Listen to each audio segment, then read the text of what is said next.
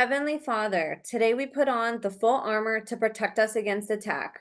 We put on the belt of truth to protect against lies and deception.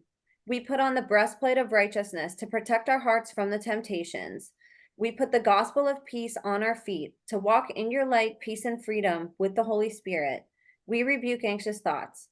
We take up your shield of faith for protection to block and destroy all the darts and threats thrown at us by the enemy. We put on the helmet of salvation to cover our minds and thoughts, reminding us that we are children of a mighty King. We are forgiven, set free, saved by the blood of Jesus. We take up the sword of the Spirit, your living word, that has the power to demolish strongholds and is sharper than any double-edged sword. We come to you, Lord, in prayer daily. In Jesus' mighty name we pray. Amen. What's up, you guys? Welcome to The Imagination. I'm your host, Emma, and today I'm honored to introduce to you a testimony of hope and healing through survival and teamwork, brought to you by an incredible duo who are both here today to share the struggles and triumphs of healing from satanic ritual abuse. Introducing our first guest, satanic ritual abuse and mind control survivor, YouTuber, first-generational New Zealander, credentialed counselor with a specialization in narrative therapy, communication skill, small group training course facilitator, traditional herbal medicine advocate, retreat co-facilitator, and healing warrior, Poppy Joy. And our second guest, introducing 50-year-old Kiwi Mother, healer helping survivors of satanic ritual abuse and extreme trauma, specializing in Brandon Bay's The Journey method for emotional release and cellular healing, an intuitive empath helping survivors to recover themselves and take over their SoulLight power, Marie Freeman. Poppy and Marie are here today to share with you an incredible journey of healing from unfathomable events. Poppy, as a satanic ritual survivor, has recently been liberated from an immense amount of trauma that her body was struggling to contain anymore. She hadn't found the support she needed until things reached a psychotic break after a therapist she had trusted embodied Baphomet and dealt her out a vision of tough love, as she called it. She received some welcome help and miraculously got herself into a safe living situation and could focus on herself more. Her physical symptoms got more and more chronic until she was mostly bed rest, meditating, doing what she knew, but was unable to let the pressure cooker pot of suppressed memories out. It was then that Poppy met the amazing Marie, who connected with her through her Mayan reports. Poppy would call Marie in moments of distress and panic, and Marie would tell her she could work with her to support her healing. But it took Poppy a while to trust, having been burned by others who do not understand the complexities that come with satanic ritual abuse. And what Poppy and Marie have discovered together is amazing. For example, due to the age and stage of SRA at 2 years old, Poppy experienced, her eyesight and hearing never developed normally, and her perceptions have been energetic, which means that she can observe the movement of energy, experience some telepathy, and with focus can see how black magic practices are done. Poppy discovered that rituals are done to empower government legislation. She found how consciousnesses are connected to calendars and astrological systems, and that rituals are performed with dates and planetary alignments. She is super sensitive to cults and dangerous religions, but did not become that way without having many dangerous experiences with them. Church spiritual abuse had tainted her concepts of Father God, and the mind connection and intuitive interactions with it brought Poppy to know the true Heavenly Father and connect with him more while also being connected with Mother Earth. Marie and Poppy's story is important as it showcases the importance of finding what works right for your individual healing needs if you are a survivor, as well as finding the right person or team of people to help assist you in your healing. Healing is the most important and crucial part of awakening from horrific abuse, such as SRA, and all too often survivors are met with corrupt, complicit, cult active, or negligent therapists and helpers who cause the survivor who is reaching out for help to retreat back into a place of conservation, silence, and more trauma, and let down again by someone they took the risk to open up to. These conversations, like what we're about to have today, are important to have regardless of your political, religious, or even worldly views. In order for survivors to heal, we need safe people like Marie to be able to step up and advocate on behalf of our wounded warriors and help give others more tools to add to their toolbox of healing modalities and options. One size does not fit all with healing, and we are going to explore what has worked for Marie and Poppy through the unique work Marie does to help victims of ritual abuse and mind control. Marie's journey in helping survivors recover themselves and liberate the takeover of their SoulLight power. She was born wide awake in her soul's memory of who she is and her assignment here on earth.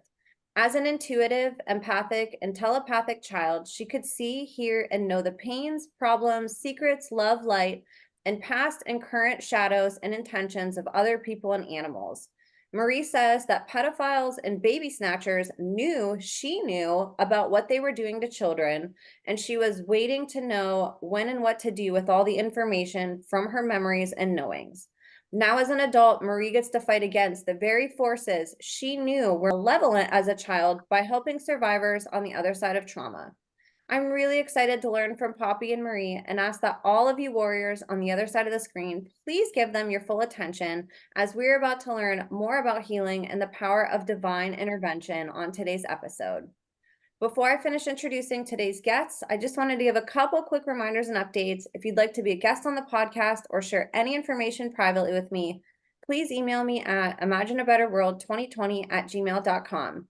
You can also use this email if you'd like to be a part of my new book series featuring written survivor testimonies, and you can find the video with all the details on how to submit your testimony on any of my podcast channels. And lastly, I'd love your support on Substack, where I've taken up investigative journalism as an outlet for me to share about my podcast guests and advocacy work. And you can subscribe to me there at www.emmacatherine.substack.com. All my links are in the show notes, and I'd love your support across all platforms, you guys. Thank you all for caring so deeply about survivors and for helping to make this the safest space on the internet for survivor disclosures. So you guys, without further ado, please help me in welcoming today's guests of honor, voices for the voiceless, anti-child abuse advocates, and an incredible team of spiritual warriors who were destined to meet to help one another and to now use their experiences and voices to help you and I. Introducing Poppy Joy and Marie Freeman. Ladies, thank you so much for being here with me today. What an honor.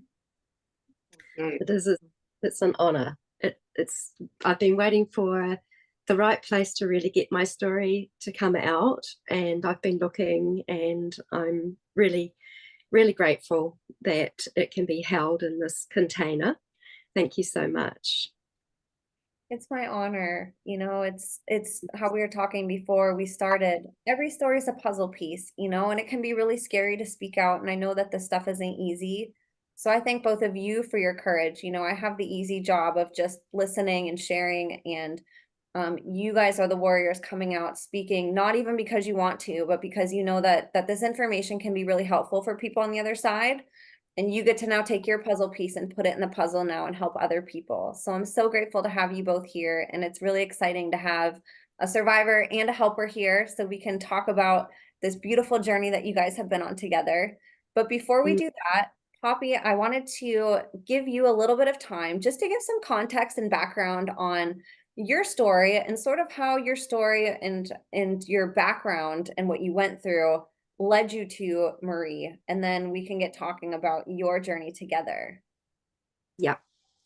Yeah, so my parents were both from England, and my mother grew up by the Exbury estate, which is Jacob Rothschild's estate, or no more since he just died. And so her mother was a school teacher on that estate. They only had like 2 classrooms, and her father was like a nuclear physicist who worked in a hospital during the war and wasn't called up for war because his research was used for the war. And he carried a lot of guilt for that over Nagasaki and Hiroshima. You know, now as I see everything, I just realize there's just blackmail and everything. And so my mother, one of the things that really helped me, because my memories were repressed, and it took me years and years and years to actually start really remembering.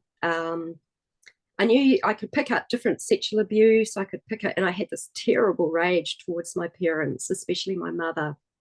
And I and one day she gave me a little book, and it was like, a little report, and it was like her memoir, and she'd written her memoir, and she had talked about having sherry and Christmas tarts with Eugene Rothschild, who she said was a very nice man. And I was in that moment went, oh, that's what it is. That's what it is. And I just knew that she had also, because, she was on Valium a lot growing up, and she was like incredibly harsh. She had no capacity to really love. She was like particularly rough on me. Like, she became really my handler, my major handler growing up. And I sort of felt a little bit of compassion towards for the first time, instead of all this rage, that I was really having trouble to contain. And at that time I was homeless. I was targeted by the government for speaking up about possibilities that people could be healed naturally from cancer, as a retreat facilitator. Yeah. And so we were being pursued, which was just exactly the same kind of scenario I felt as a child, being pursued by bullies that seem to want to take you out. And so, what I've understood now is that we just keep having events. We keep magnetizing events to ourselves, which is similar to anything that's unresolved as a child. So that was really an example. And yeah, and then one day I was talking to my mother. She's passed on now, and I just I spewed, I erupted with all this information. I just couldn't keep it in any longer, because like my neck wasn't even sitting on my shoulders properly. I've had a lot of spinal issues. I'd been healing lots of cancer, and I believe not full-blown Morgellons, but I believe that there was Morgellons, and that there was even a bit of experimentation done on me with substances and things that had even gone into this vaccine. So there was all sorts that was going on. But my mother, I was with my mother. I wanted to spend as much time as I could with her before she died. I wanted her to be able to leave this planet with as much connection to love as possible. And I just really felt that this was something I needed to do. And it was very hard to be around her, because she just triggered me left, right, and center. And she always wanted to be in a fight. And in the end, I was just saying to her, Mum, all that matters is love. All that matters is love. We're not going to agree. And so, this was where I would handle it at the end. But she started to tell me again about this Eugene Rothschild, and because she was very proud of the sort of elite connections she'd had growing up. And I really challenged her, and I said, Mum, how old were you when you had these, this food with Eugene Rothschild? And she just immediately sort of pulled back. And because I just tend to read everything all at once, what I downloaded was she was far too young, and she was quite defensive. And I hadn't even looked into a lot of other people's stories, and I didn't even really know the common themes, which I'm only discovering through shows like yours, and through like Jeanette Archer's experiences and other survivors' experiences.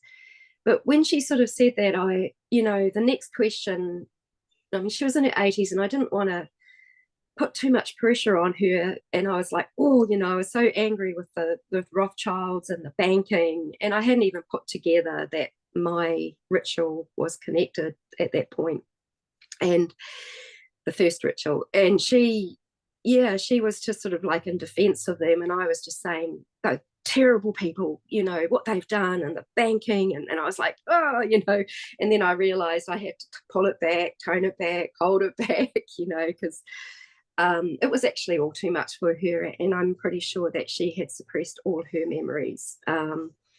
Since I've sort of connected with her spirit, since she passed on, she confessed to being programmed. But I don't want to have anything to do with her spirit anymore. And yeah, so that was sort of like, I think that's where it connected me back to England. And then I had actually met Marie, I think, when I was looking after my mum. And it was just sort of for all the last 4 years drama, or it was all starting. And so I was kind of taking care of my mum. But 19 around there, is that about 2019? Yeah, it would have been, or 20. Something like that. Yeah, so because I wrote this Mayan stuff and I did the sharing, and I didn't know, but Marie she had been reading that, and then she put a little comment under it. It's like, oh, I'd like to meet you or something. And oh, where are you? And she was only like half an hour's drive away. So we organized to meet each other, and I went to see Marie, and we kind of just loved each other instantly. And we found that we had this connection, and we're excited to talk about different things. And like my healing wasn't on top right back then.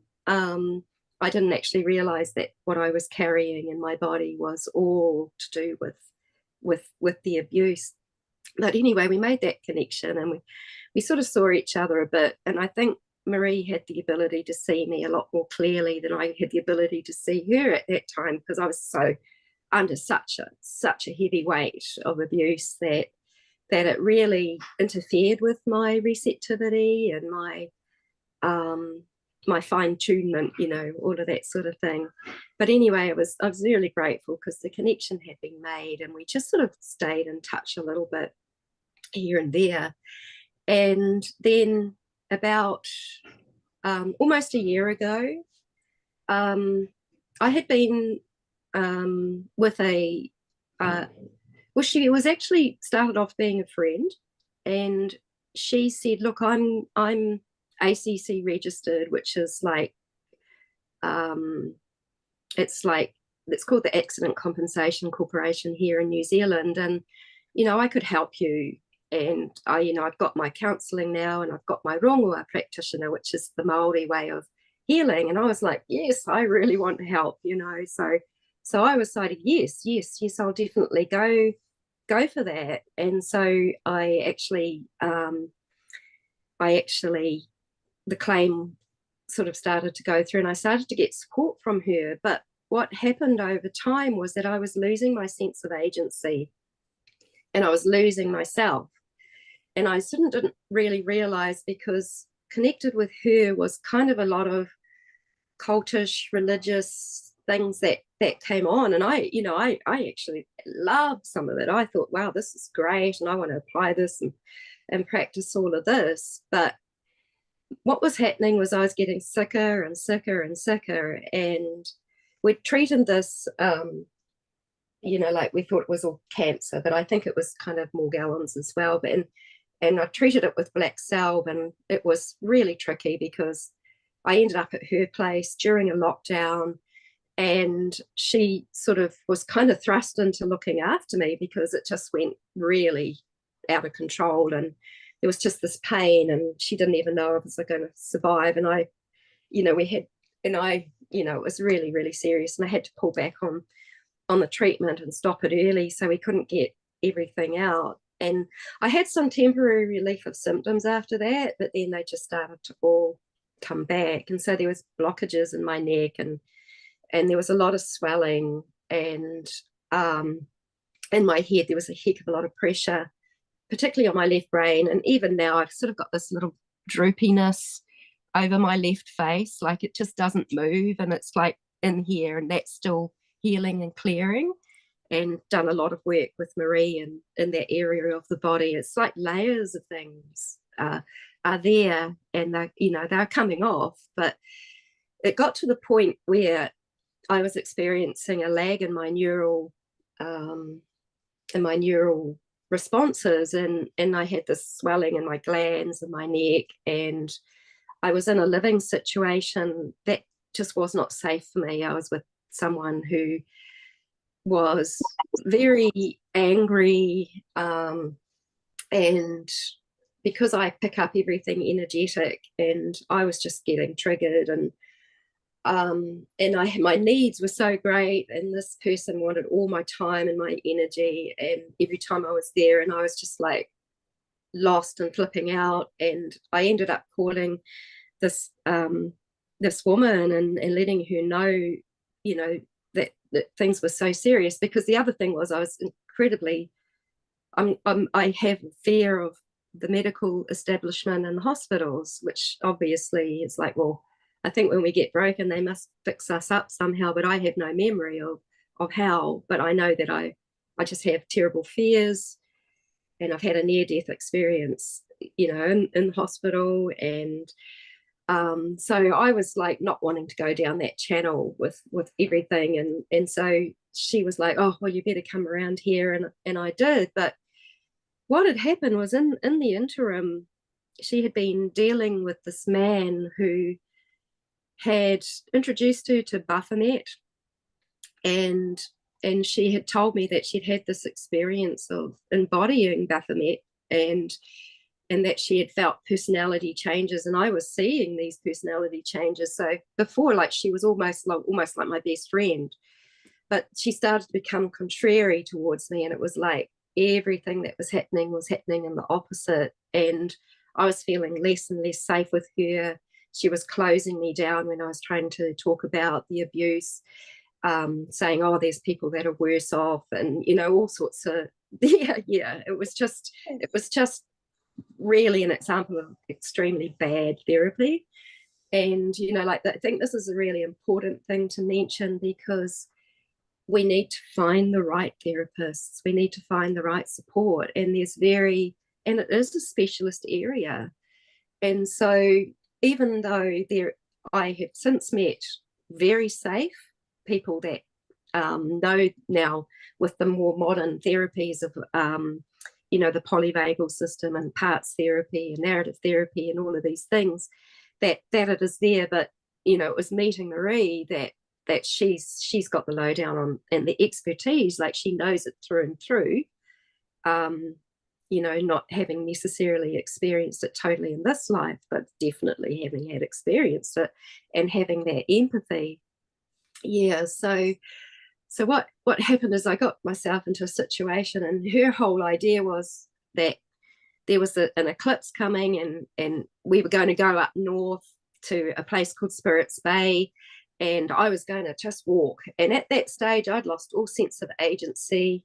Even though I'd been trained as a therapist and all of that had got out the window. I was not seeing this was dangerous. I was kind of like used to being in abusive situations, and it was kind of like normal, although I was having these hesitations, and I was not liking the sort of, there was a threesome that was involved with another one of her clients, and I could feel all sorts of stuff happening in the background. And so I was trying to be very careful. Anyway, we went there, and they had a massive big storm that night, and all the beaches were closed, and I ended up dragging this heavy tent. You know, I was really on light duties because I could hardly, you know, I couldn't even walk properly. And anyway, I dragged this heavy tent, and then next morning when I woke up, the lags in my neural system were so bad that I could barely walk, and they had gone out for breakfast, and then I had just done my things to try and take care of myself, and I was sitting in a chair, and they came back, and she kind of shooed off the other friend, and then she just went into this energy, and I felt it. I knew something was terrible was going to happen. I felt trapped. There was nothing I could do. I was in psychosis. It was bringing up another memory, which I had. There was another memory when I was 15 months of my mother sexually assaulting me, at the moment that I thought I was going to bond with her, because we didn't bond at the birth and all of that sort of thing. So I never had any human, you know, that I grew up with that I felt safe with. They were all My father was incredibly controlling.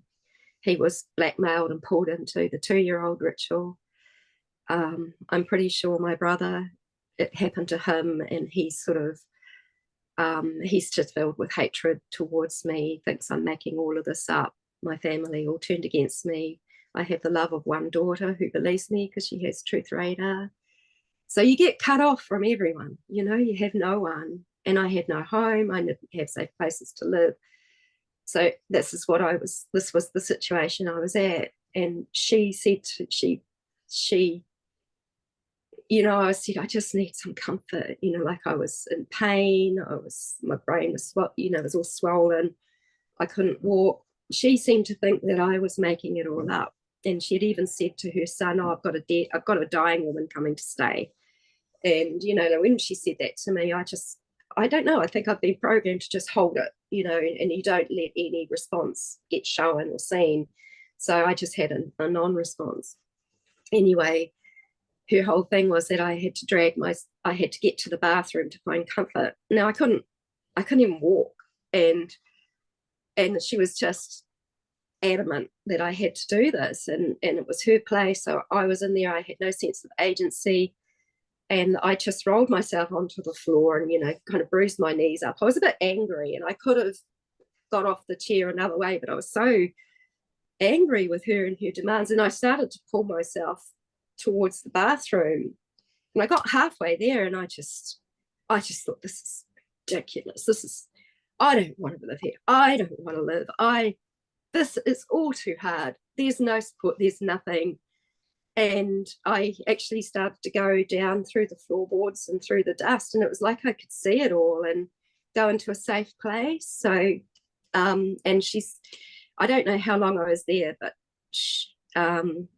she told my flatmate, which she shouldn't have done, that I was on the floor crying for 2 hours. And so at some point, then I needed to go to the bathroom, and I thought, shit, if I lose it on the floor, I'm going to get into more trouble. And so I managed to pull myself out and stand myself up on furniture. And I found if I could take these really big wide steps, I could make it out. And I, went and relieved myself on the ground and then lay down. And when she came out to the cabin, she demanded, how did you get out here? And I was, and she was still she was obviously really, really possessed. And she was saying a lot of harsh things. And she was saying, it's all your fault. It's all your fault. It's all your fault. And it was just going into my being, because I was actually there,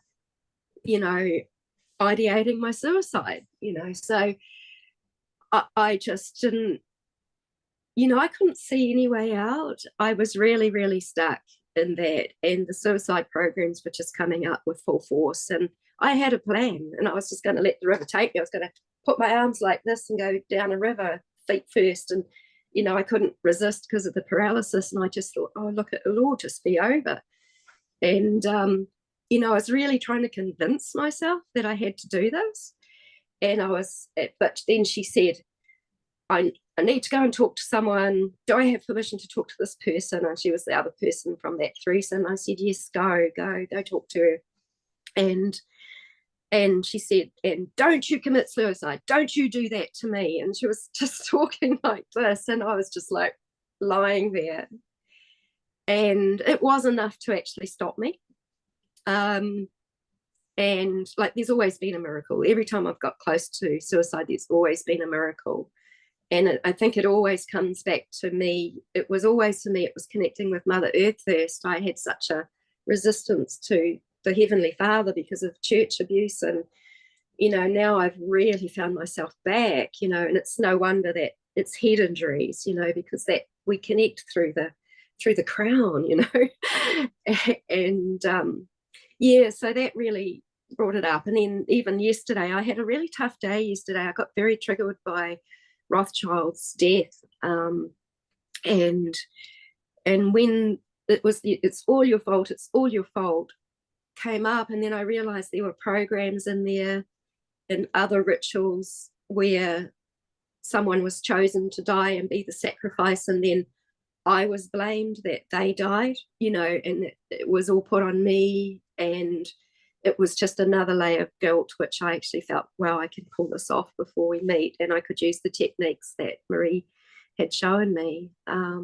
Yeah, so, and through the journey therapies and everything and the remembrances, and it's like being a detective, just a detective on your own life. And because I see into those dimensions and I see the energies and I see like the demonic spirits and the actual reptilians and you get to see these sorts of things, I actually got to see the contracts written, and how I was sold by my parents, and you know, I was so angry. I was like, how could they, like, why? And you know, but that realizing from one of the journey therapies with Marie that they were blackmailed and that my father was pulled into a ritual, and I believe he seemed to be drugged. He was not himself in that ritual.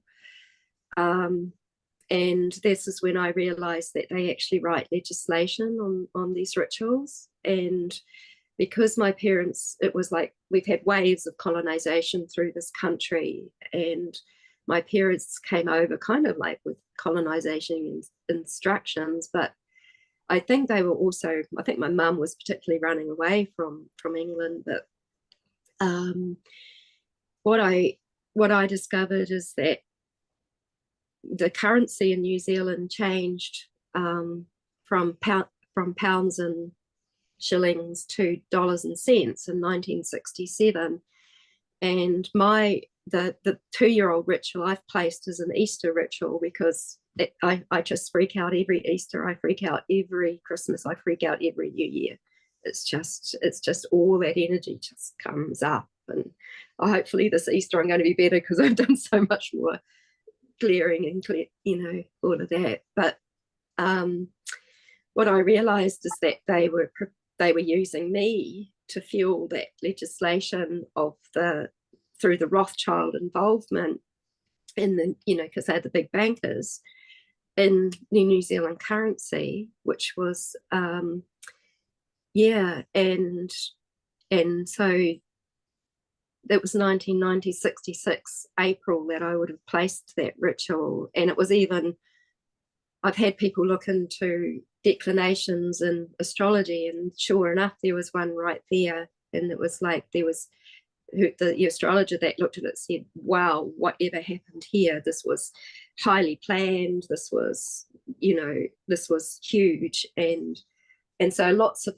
puzzles to put together. I'm in a constant state of prayer, and I'm always asking, show me this and show me that. And then, you know, I go into that communication with, I call them mum and dad now because I've got so close to them, you know, and they do, they always show me. And I believe that a lot of the SRA survivors are actually, we're decoding the matrix, we're decoding the captivity that we've had here on this planet, and the trauma-based abuse and why it's been here, and getting free of it is actually what will bring that unity that, you know, humanity can actually enter into. So I'm going all over the place, but yeah, because it's such a big story, there's so many pieces to pull together. Yeah, so, and also that 2-year-old ritual, I'm trying not to be too graphic. I don't want to traumatize people. There was many layers to that. It seems like the rituals, it's not just one event. They seem to have one event and then you think it's over and there's another and then it's another until you're like, you know, I actually believe that I did die in that one. And because I was out of my body, and I remember looking down and seeing where I was lying on the floor and what was around me, which was absolutely disgusting. But part of that ritual, a pregnant woman was sacrificed, and she appeared to be Maori. And that's what the colonization has been. And so they've used the colonial blood, which was on my bloodline, or the English, and it's pitted people against each other, divided people, where they put in you know, the written word, you know, they make treaties and declarations, and it's kept all the people in captivity, but it's also kept people divided. And yeah, and it's been done through financial institutions. So they you know, what I've found is they control the whole globe. Yeah, so I think I should, you know, and so yeah, what happened was I'd had this terrible experience with this therapist. I had no support anymore. I was too scared to go to any more therapists. I didn't know what to do. I was just on my own. I was sort of felt like I was stuck in this place, and I was just like just hanging out in my bedroom all the time. And I really didn't know. I was just praying and praying, like what to do, what to do. I chose to go back and start to engage with more support. And then I got moved into this little space here, which was a miracle. It was absolute miracle how it happened. And I needed to be on my own and in a place where I could just heal. And I'd called Marie, and she'd sort of said, oh, I can help you, you know. And I still wasn't like ready. I was still like, oh no, you know, like I didn't trust. And then I was just right at the end of it one day, and I just thought, I'm going to die. I'm just going to die if I can't get help, because it was so serious and mostly in bed. And I was just like, oh, just meditating. I couldn't read properly because of the pressure in my head. And it was just hell, really, apart from my connection, which I would have with mum and dad all the time, which kind of brought me back into myself constantly. But I, you know, in a moment of desperation, I called Marie because she said, you can call me anytime, call me anytime. And I was like, I remembered. And that particular day, she just held such presence. And she was like, Poppy, we need to pull these out from the bottom, these weeds, you know, we need to, I'll give you sessions. And I got it in that moment. And I went, yes, please, yes, yes. And we started, and I've had like 11 sessions, I think, and that was starting last year. They've been sort of approximately 2 weeks apart, and it has gone so deep into the things that honestly I could not see without that support, with someone holding there, standing there, and doing it in such a safe way, where you're not re-traumatized. You're actually getting into it, and you're plucking it out, and you're bringing those hemispheres of the brain together, like with the connecting the feeling with the expression of the words, handing it back to where it needs to go. And it's all done with source. Like, so when I talk about source, which is what Brandon Bay talks about in her book, it's also a therapy I used to use in my retreats. So it's all within divine. It's all a divine process. There's no revenge in here. It's like allowing the highest good to happen to the perpetrators as well as to me, but to get this off, you know, of my being. And yeah, so I think it's your turn, Marie. What do you feel? Let me first just say you know, a big part of these testimonies is the unsung hero is always the helper.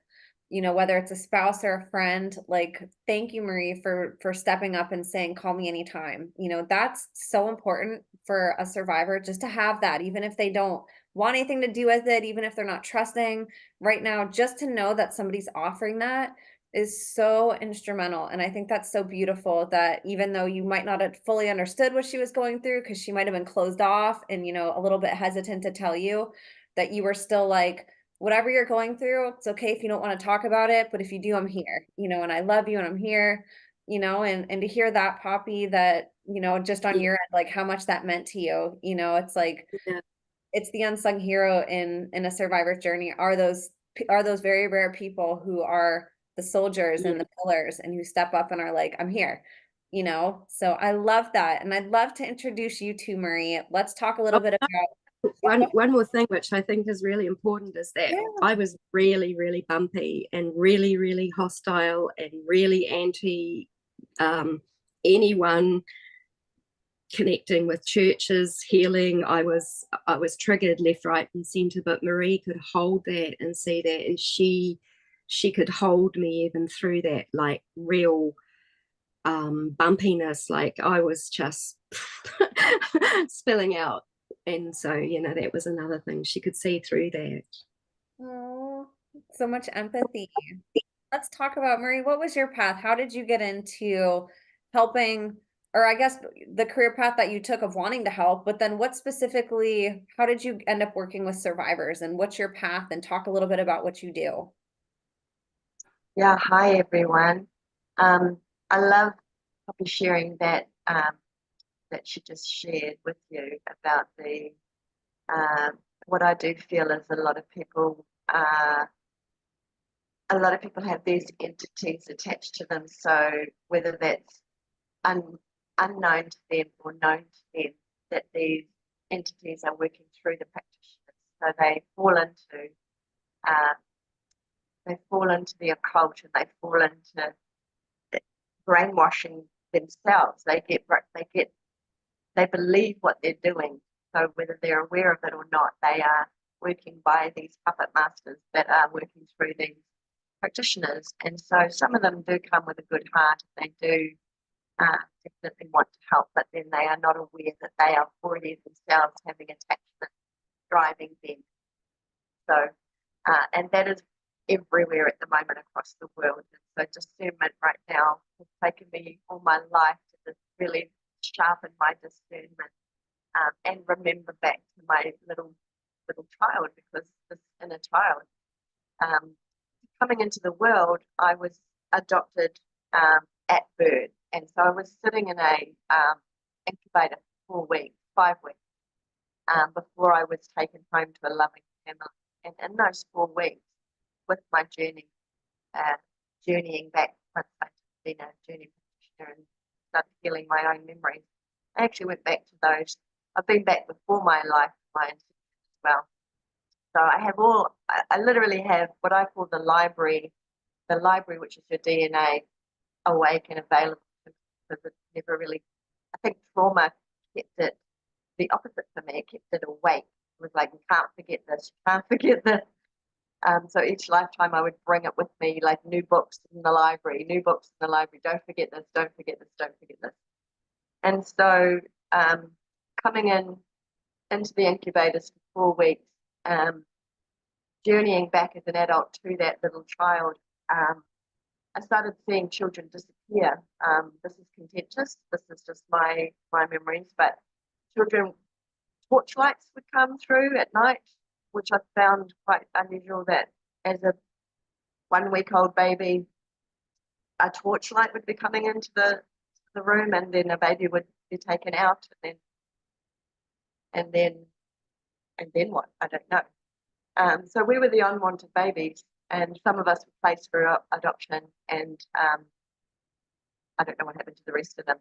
As I I mean, I don't know, but this is what I was having as a child, even these like puzzling thoughts, like, what? And so I had kind of fear, like, am I gonna find a family that loved me? Like, I was already anti the world. I was like, I don't know about this place. I don't know if I want to be here.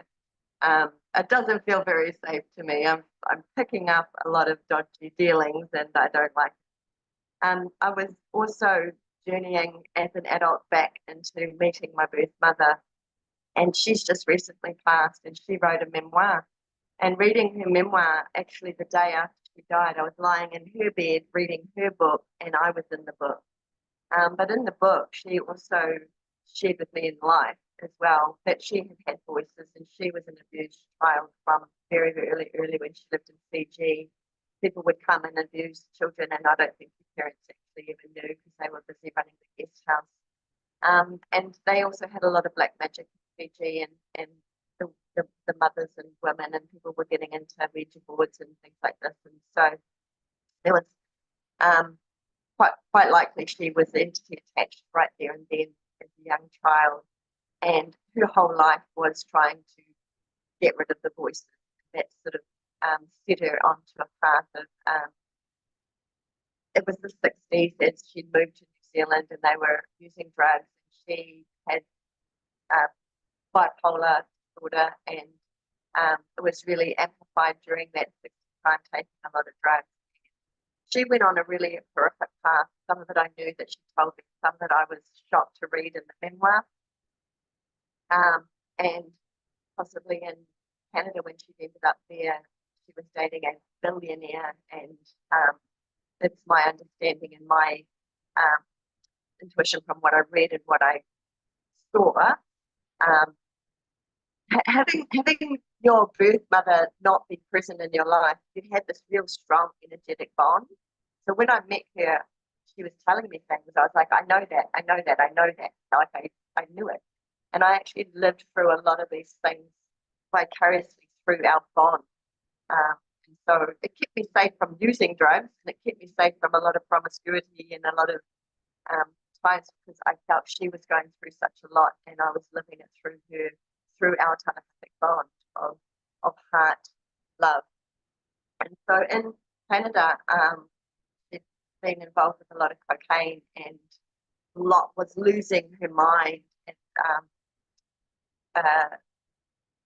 and was quite likely taken down into being sold one night and ran away. Okay.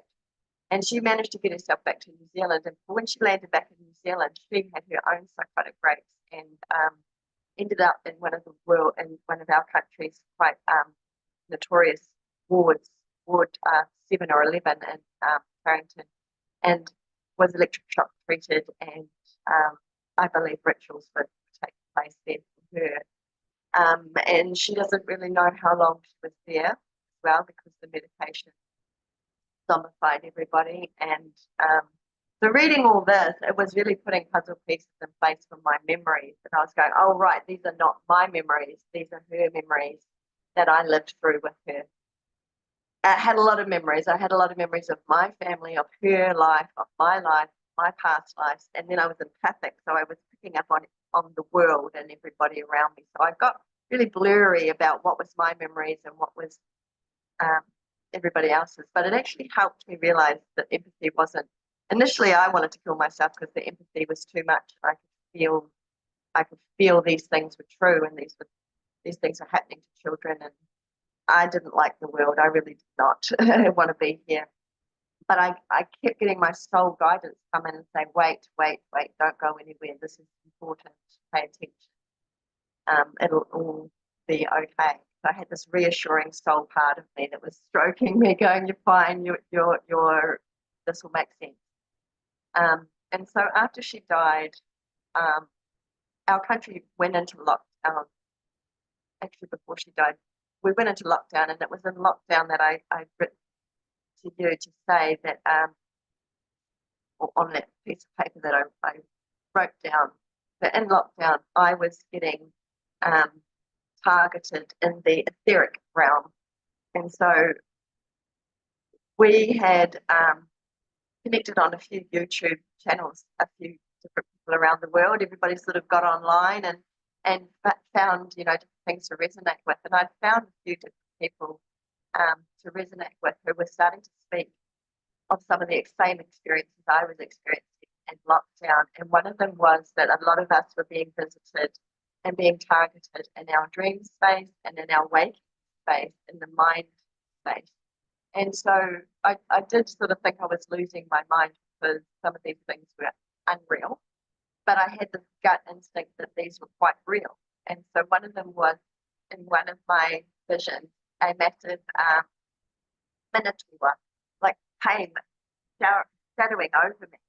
And I was shaking, I was terrified, and it gave me the deepest fear, and like I'd seen it before in other lifetimes. So I was literally terrified. And it would come and it would try to terrify me and put me in that state of powering over.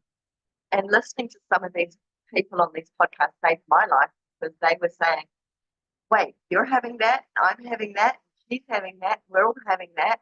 And then different people were on different journeys along, with how they were dealing with it. So we were sharing how we were dealing with it. And some of them were braver than others. And so I sort of got to find, I sort of got to look behind the picture at the play that was happening. And so these things were being sent to scare us, to keep us in fear. so that we weren't going to bust through this layer of knowing. So the lockdown had taken you really into yourself, and a lot of things were waking up. A lot of your spiritual gifts were waking up. People were kind of getting more in touch with soul and soul mission, soul memory, things like that. So these things were sent to, like, as soon as the awakening starts to happen, no, we're going to shut that down. But luckily, these people on the podcast, I don't know, we were just like, there's only 3 of us and a whole bunch of other listeners and viewers, but I guess they were being affected as well. But I was really getting the fact that if I don't have the fear, it would be different. So then the next time this gigantic, different other scary, demonic looking things would come, I just heard my soul part. I'd activated my soul part, and she just calmly said, good one. You really had me then. You really got me scared for a minute. But no, I don't feel scared. And I saw this giant minotaur hologram almost just shrink. And the analogy I give you is like when you blow up a balloon and it's big. Well, actually, it wasn't an analogy. I was dialoguing with it telepathically, and it started shrinking, and it ended up as a unicorn. And it was a tiny, weeny little unicorn, really cute, and it had breasts. And I was really confused. I was like, I am so confused by what I'm seeing. I must be like, part of me was like, I am fucking going nuts right now. Excuse me. But the other part is going, no, pay attention. So I watched this giant, scary holographic thing shrink down into this. Actually, the energy changed, and it started talking to me, and it's, I sound completely nuts talking to a unicorn. It said, you just took the fear right out of me, so I can't exist as that giant thing. And so the whole world breathes fear into these things, then they are big and they are menacing. They can have that vision to come and scare the children like Monsters Inc. And wow.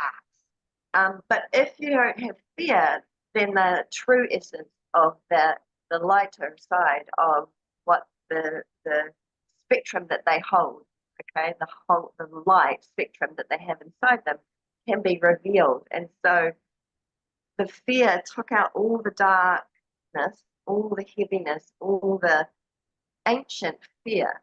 It just literally transformed in front of me, and I had this light bulb moment. And it was through talking to this thing that says, look, I don't really, it was all business after then. It was like, I don't really want to do this job. You seem like a really nice person. I've been assigned to you. The jig is up. We know that our time is numbered. I'm just, fulfilling my contract I can't get out of. And I said, well, you just transformed right in front of me. And what's with the boobs? Because this thing had boobs. And it said, well, this is part of the trans agenda. And I'm linked in with Baphomet, and it gave me boobs. Like it was just all just like crazy. So this unicorn was a male, and yet it had been given breasts. It was so confused. It was much like on Earth, these entities were confused about what was controlling them. And I said, look, I'm pretty certain that you don't have boobs. So I think that you should want to go back to your pure form. And we had this amazing conversation. This is all in the lockdown, and you can't communicate with other people so well. And so I'm having so many visions and unpicking, decoding my mission. And so from that transformation, I just saw that I didn't have to do anything. There was no healing. It was just removing. It was actually what you pull out of the way that changes and transforms everything. So without fear, you can see clearly the real things.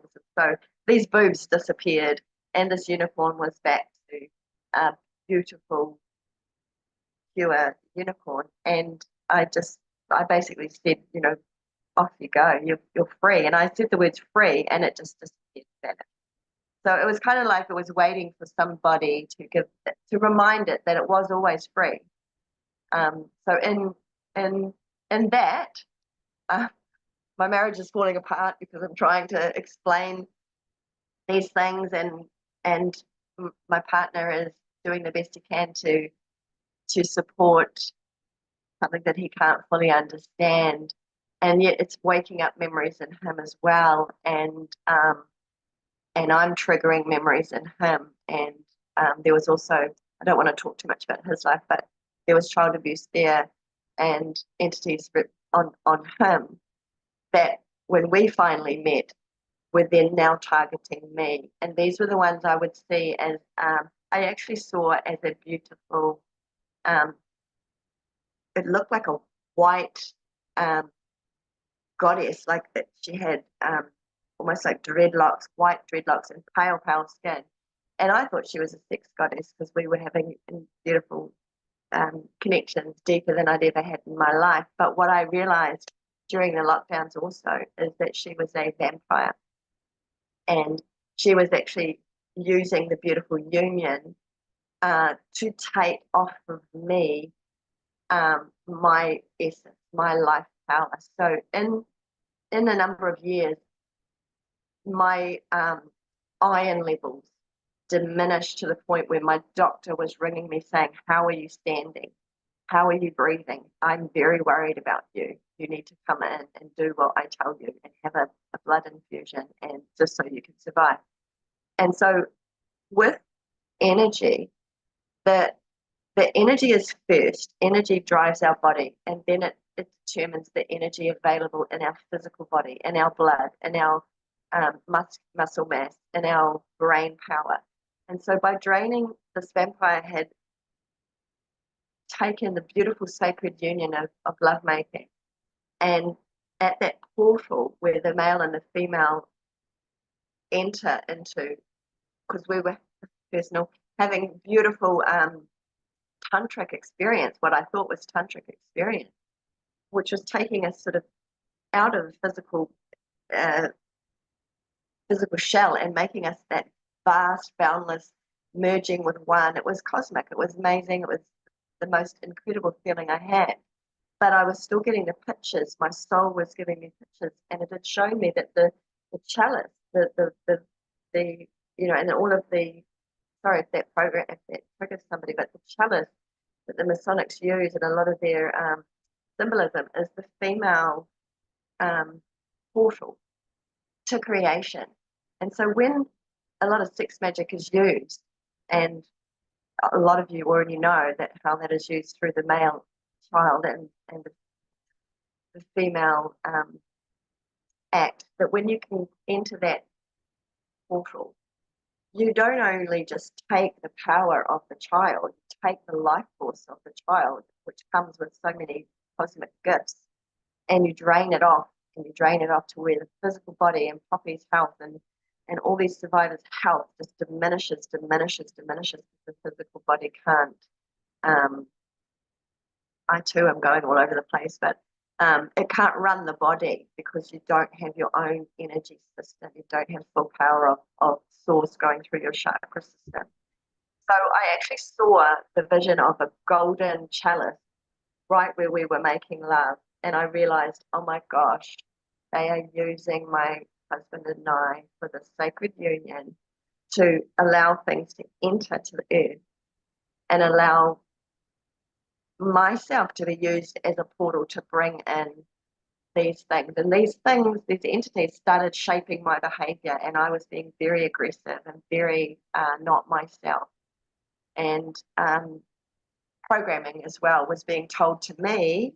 The word watiko, has always been used as programming through these entities that make you think it's your own mind that is sabotaging your life.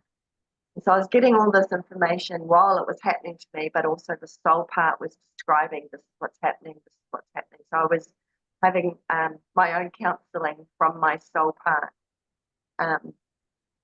And so my mind was in a lot of parts, and I was observing my behavior change with my partner.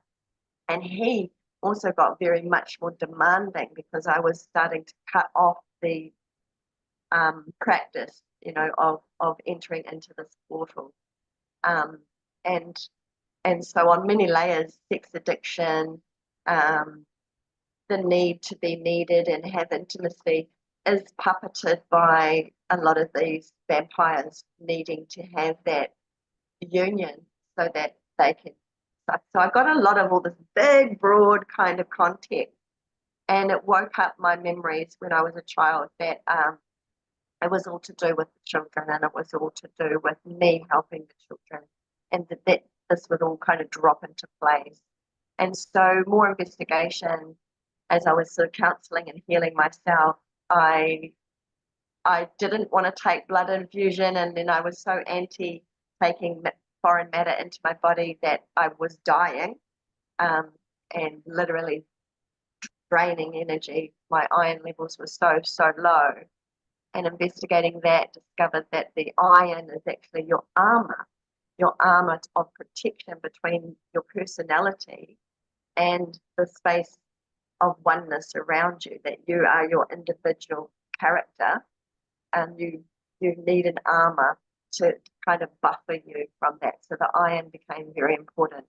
And I did, my soul said, no, this is life-saving, take it, put your prayer on it, it's safe, take it. And I had 2 infusions just to boost me back up to nearly okay.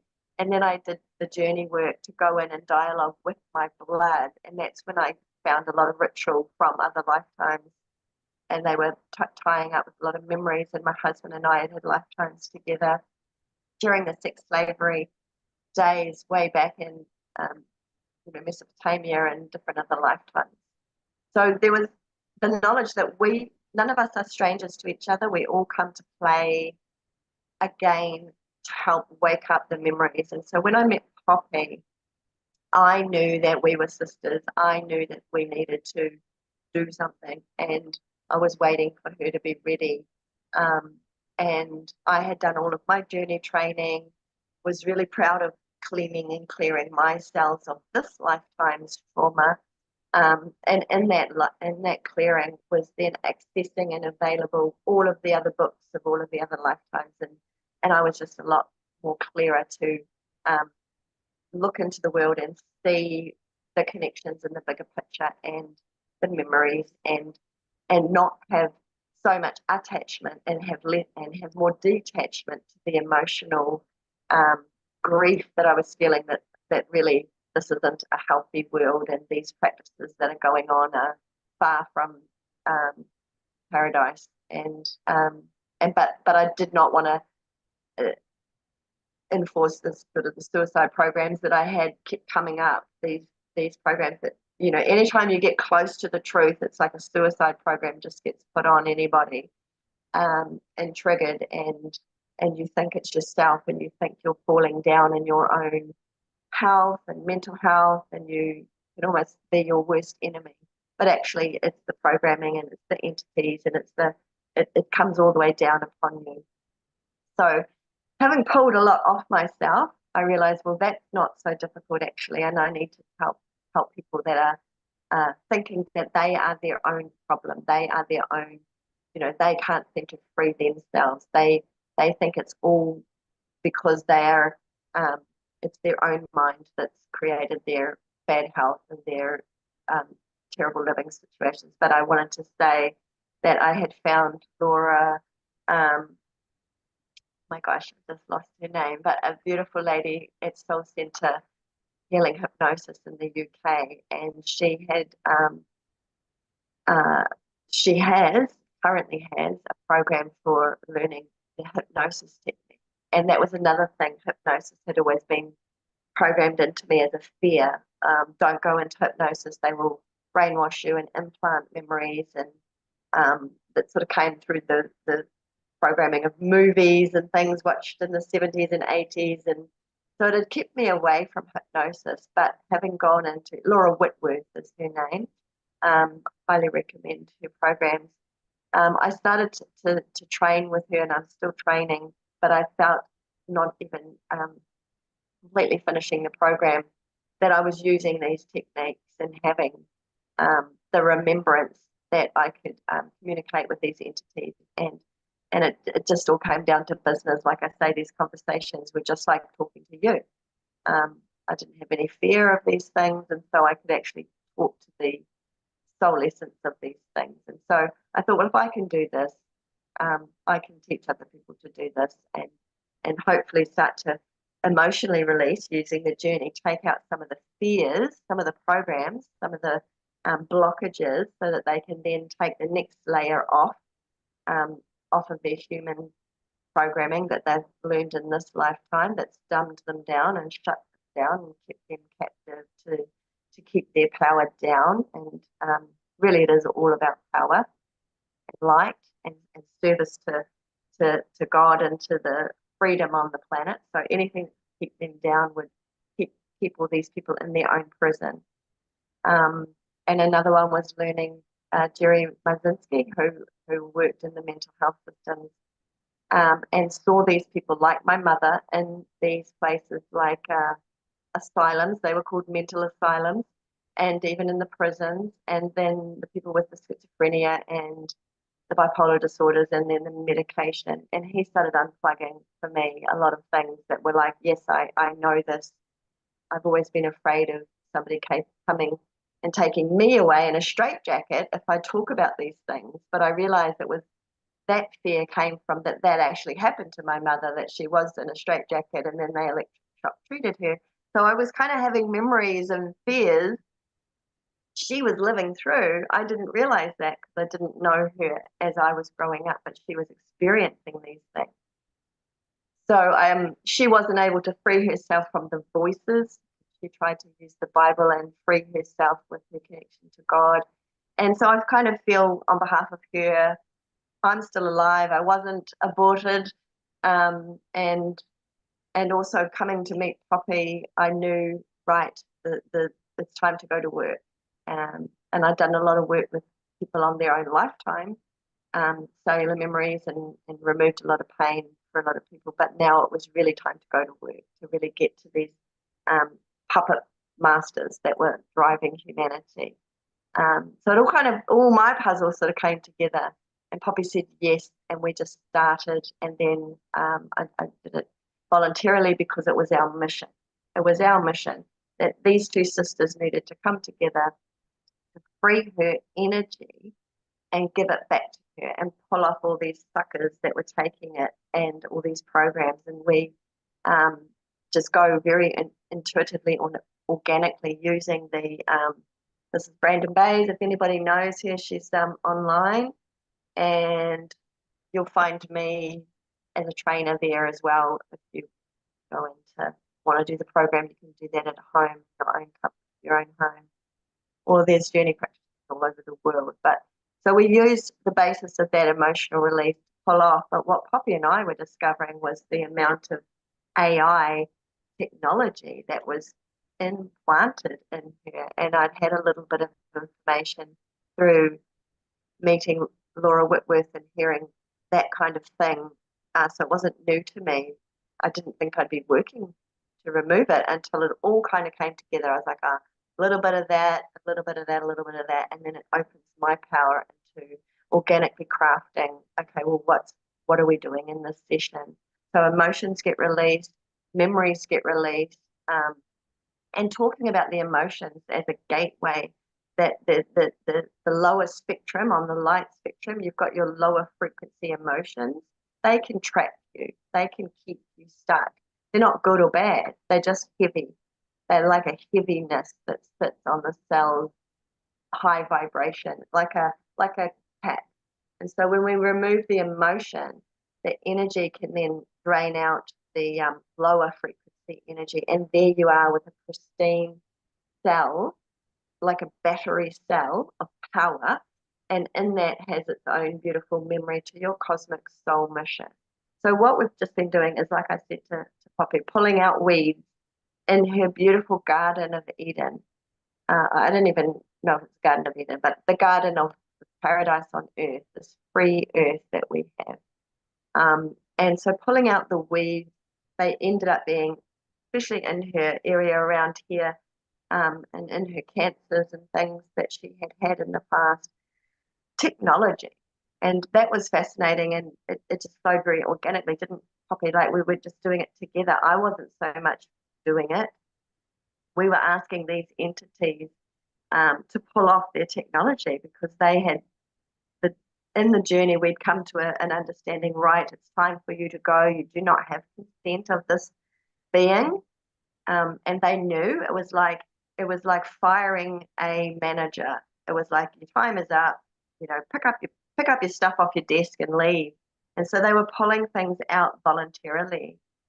We did not have to do the work. It was never designed to be in our body. And once we discovered that we involuntarily gave consent, because we probably didn't have any clue. A lot of these survivors have no clue that they're being used in this way. So when you finally come to realization, oh my gosh, I do have consent over my body, my mind, my soul, I rebuke it and I take it back. They do not have, in this free will universe, the right to have it. So then they take it. And so that's been a fascinating extra part of it. And so even with that, I've gone back into myself and cleared out things. I've had implants. I got taken in as a child again after being adopted.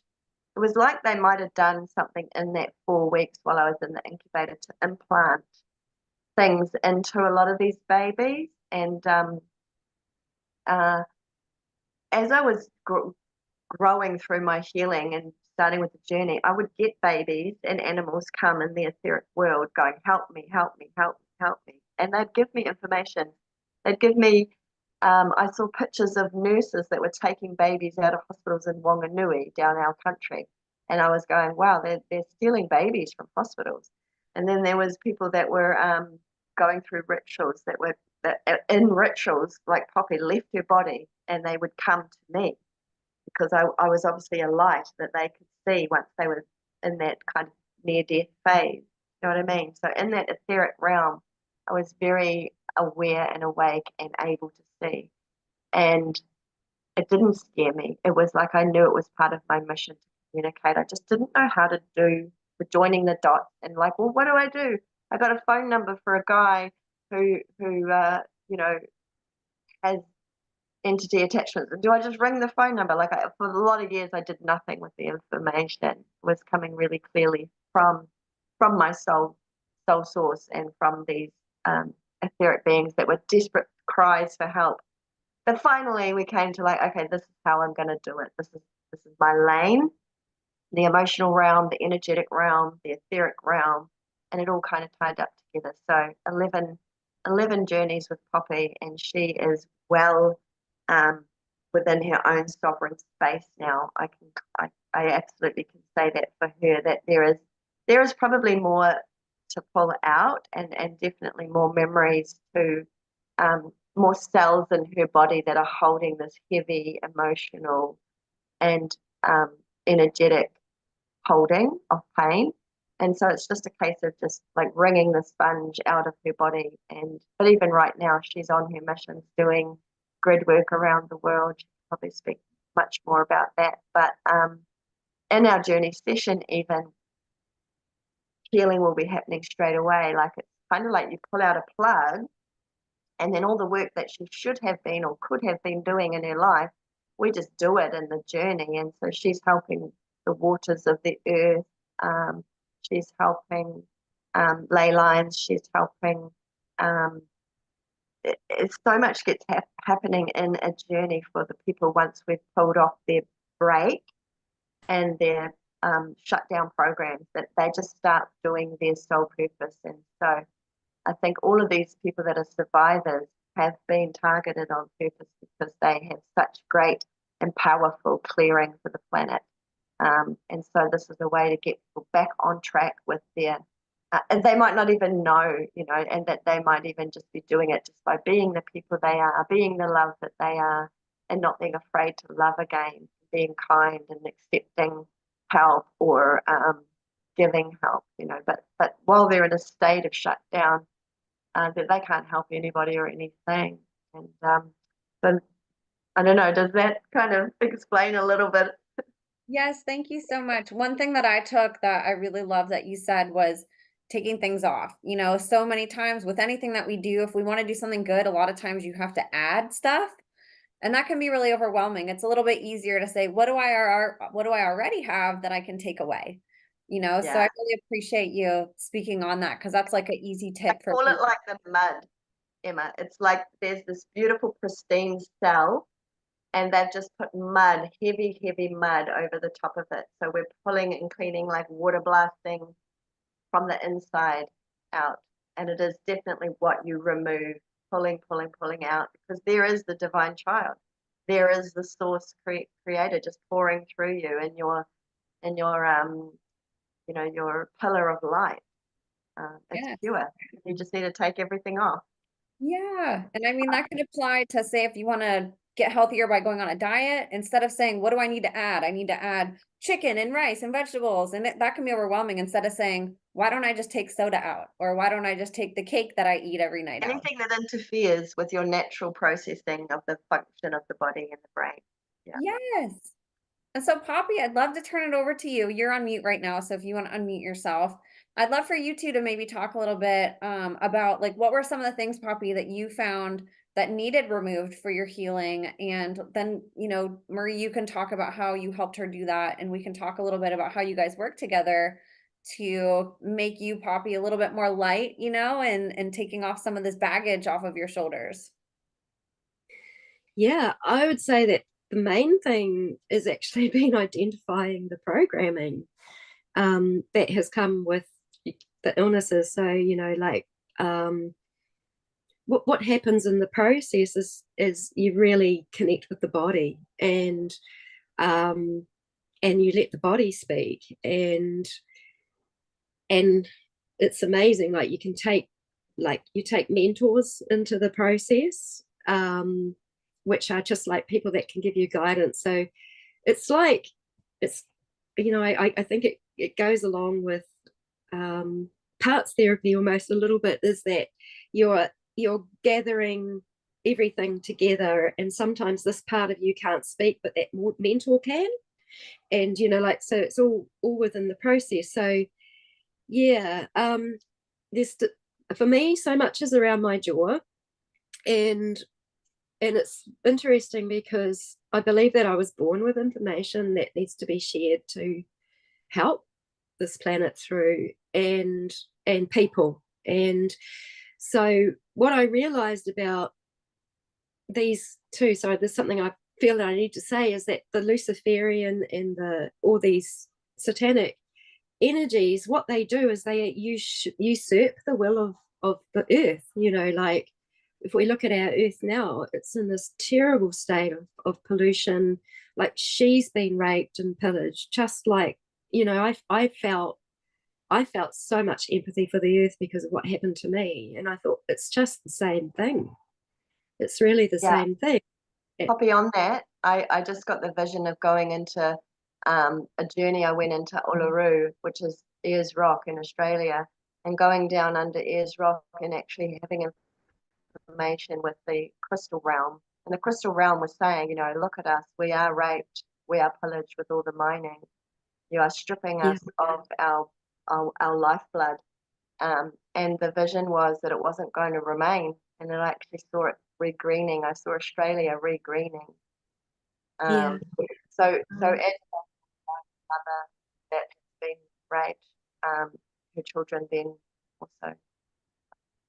Yeah, so I'm just sort of thinking which ritual to go into. So yeah, because you had that beautiful guest Rachel on, and she started, and she really connected some dots for me, because so I was in my face. I actually feel like I was hit with a shovel across here, and there's been head injuries, and I've even been treated for head injury. Like, I've had all the signs of head injury, and losing different parts of my brain function, which has had to come back. But yeah, so you feel it all in there, and then the body starts speaking, and it reminds you of things, and you throw that image up onto a projector. So that's really cool. So you're not actually in it, you're observing it from the outside, which just gives it that healthier distance to see it. And yeah, I saw myself in an open grave ritual, and it was just like, oh my gosh, I'm outside. There's the moon, and these people over me looking down, and I'm straight in the earth. Like and my question was, oh, how come I wasn't in a coffin or anything, you know? And then when Rachel spoke, I thought, oh my God, this is a ley line ritual, and you know, like, it's Masonic. So the Masonics, they know everything about the geometry of the earth. They know the ley lines. They know how to use it. And the funny thing was that my memories all actually started to come in when I started to do this grid work, and I was actually in Malaysia. And one of the things I really felt to do was to do to do some spiritual, you know, like to gift the crystal into the waters, and it was all for the child trafficking that was around Malaysia and Thailand. And I hadn't even really started to have my memories, but after I did that, a memory started to come, and I couldn't get away from them at all. And that was sort of like in 2017. So, you know, all of this information would come sort of flooding in, but I'm still bringing pieces together. And my body is talking. And so what would happen, I would get the feeling of going in and out of consciousness all the time. And then what I realized is that they bring us very, very close to almost death. And I think that sometimes we do actually die and they bring us back. And this must be where the medical personnel come in, and the dodgy police, and the dodgy, you know, the ones that are actually protecting it. You know, like I've even found out that if you try to report SRA to the police, they've got a particular police that are assigned to it, and they're probably Masonic, I don't know. But I started to see how the Masonic part was all very, very, very tied in, and that only came when I started to do the sessions with Marie. Like, she sits there and holds space and she allows the memories. But I saying to her, I'm in an open grave. And she goes, yes, that's a ritual. That's all I needed to hear at that time, because I was like, this doesn't make any sense. Like, you know, and it's kind of like sometimes you doubt that what you're seeing is true. And then everything follows and it shows, oh, that was absolutely true. That happened, you know. And it's like, you know, I get so overwhelmed at the depravity of it all, and the programs that are put. Can I just say there, Poppy, for the people that are listening, because as you're a survivor, you've been kept isolated and alone. And what I was saying is, you think a lot of these things are from your own mind. You have got yourself into a state that you believe, and the programming is saying it's your fault, this is your mess, you're in it. But actually, just going what you just said there, that when I just said to you, you've had a memory and we've put it up on the screen and we're watching it, and I can say to you, yes, that's a ritual, because I've heard from other survivors these rituals, you see, and I've got memories of knowing that it's a ritual. But that, to you as a child, you don't understand why you're there. No. And so this is going to help Poppy connect with other survivors, because other survivors have gone down there. This is like a playbook that they play, and all these children have gone through these same rituals. So I'm hoping that there is these networks that are going to connect, where you know ultimately this happened to you. It hasn't happened because of you. It's not a one-off thing. This is something that a lot of children are experiencing around the world. Yeah. So just to give her comfort. Yeah. And there was so many programs, which meant I wasn't even allowed. I was energetically blocked from even connecting with the other people, and I was the parts of me that were very, very out were like fighting and resisting, and it was like I was sabotaging. I wasn't sabotaging myself. The programs were sabotaging my being, wanting to keep me isolated and separated and apart, because I've been living very much like a hermit for a very, very long time, and you know, like, also when you're unwell and you can't get out and all these sorts of things. So part of me is like, at times I just, I don't have that social connection, and then just about everybody that I did try to socially connect with, it's all too much for them, and it was all too much for me, and it was like, it was just impossible. And so that was, you know, there were definitely isolation things.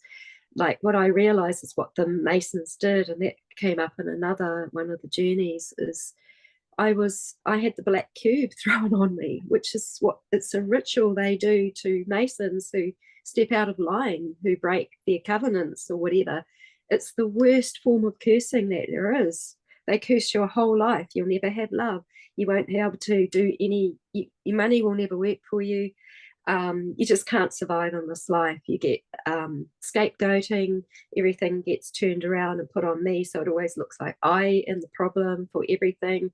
There's a whole spiritual community that's kind of against me because of the conclusions that they've made. But then again, you know, I'm not seeing, it's only when people have that absolutely direct connection with father and mother that they seem to have the true empathy. And there's so many people that are actually used and instrumental in keeping that. And because I'm a little bit like Marie and I see into those other dimensions, you start to see the entities and the things that are supporting those people, and you realize it's actually never the person, it's always the host that's coming through them.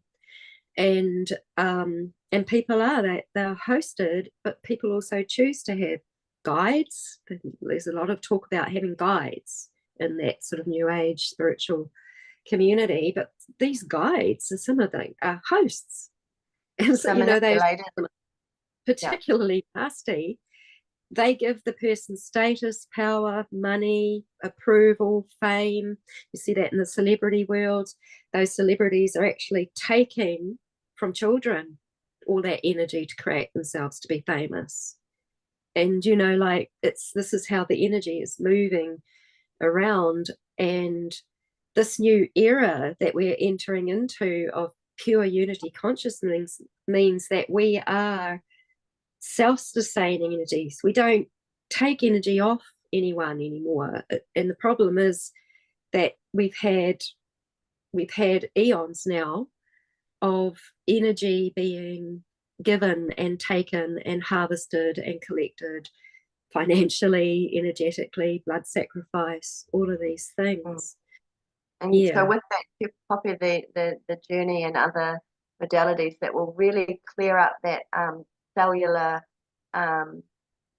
distorted light, so that you can have your connection to the source, infinite energy light coming into the body through the crown chakra, having all the chakras cleaned up, and then the connection, the root chakra down to earth.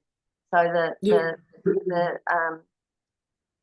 the rituals with the children in the sodomy is to sever that connection to the earth energy, so that you will be reliant, and also sever that connection to the crown energy, so that you become a battery, and that battery can go flat and need recharging.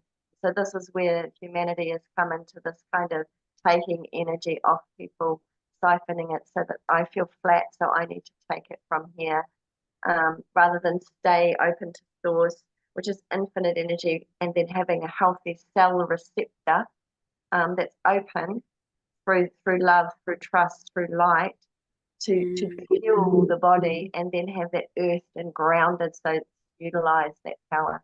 So part of the journey therapy, even regardless of SRA, is to get people reconnected to that infinite flow. It's always flowing, of course, anyway, but the body becomes like this container that shuts down and contracts. And so that's where these children are left. They're left in a contracted state. But this going back to the jaw properly, you can talk about, it depends how much you want to say, but with the throat not being allowed to speak and using a lot of sexual acts through the mouth, and having arms tied behind your back, how Poppy's body and spine have been distorted, and this damage that is done to a lot of these survivors is to destroy that throat chakra and that heart chakra and that root chakra.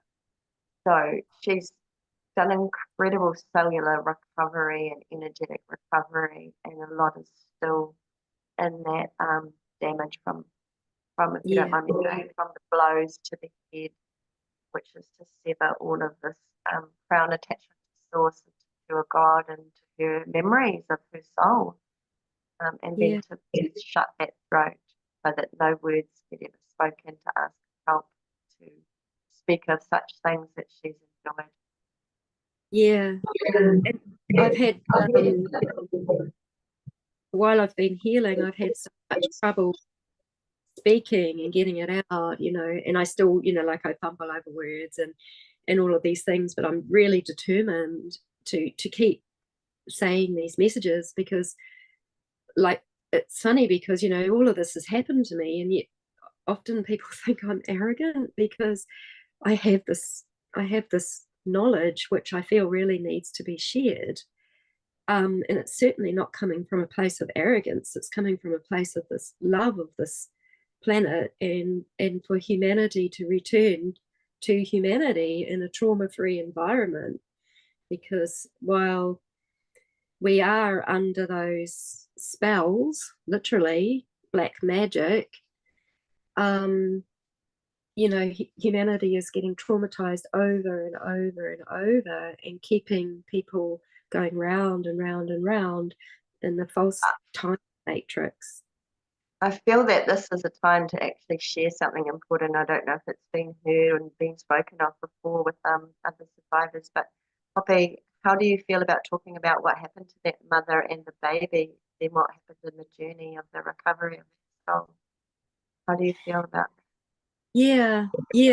Because of what it's done to Mother Earth. Yes. And it's done it by putting money system in. To feel that. Yeah. So that was part of a ritual. So there was several things that happened in that ritual. So I was kind of up on an altar, like on her knees, and a goat behind me in a crate. And there was someone who was orchestrating that whole ritual, and he made me feel very, very special, that I was going to go into something very, very special. Hold on, Poppy. It was about the mother. Is this about the mother? Yeah, about the mother. Okay. Yeah, so she was held down. She was held down by, so I was looking out over the floor. Lucifer was being summoned up here. She was down, she was being held down, and someone had a knife, and it was a specific knife which I found connects to images of Kronos, but who's the false time matrix lord in a sense. But yeah, I mean, they cut that baby out of her, and she was just terrorized, absolutely terrorized. And her soul went into me as a dark mother component that was all the way through my life. So, and how old were you, Poppy? 2. Yeah, so I had this attachment that was with me, which caused hatred of non-Maori people, hatred of Maori people on my soul. So can I just clear that for the listeners, just to explain there? So the mother that was pregnant, that had her baby taken out of her, obviously went completely black, because she just saw the creation had destroyed her life and the baby's life. So she had a hatred for the world, hatred for the man that was doing ritual.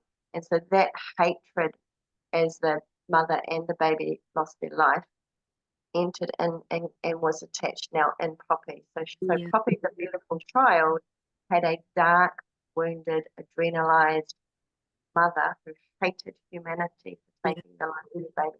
Just to clarify, that's exactly how so they had a white, it was like a christening gown type thing that was on me, but it was all drenched in her blood, like from here down, and that was put on me the man who seemed to be orchestrating it all, he wasn't like in the robes, he was different. He almost seemed to be more of a suit and a tie. And this is where I feel that he was a Rothschild representative. His emotions did not flinch. They did not change from one moment to the other. And yeah, and then there was bestiality and attack on with men in my mouth. So yeah. And so how that played out in Poppy's adult life was that she didn't realize, even when she was having her own children, that she'd had a black mother energy of just all these wounds in her.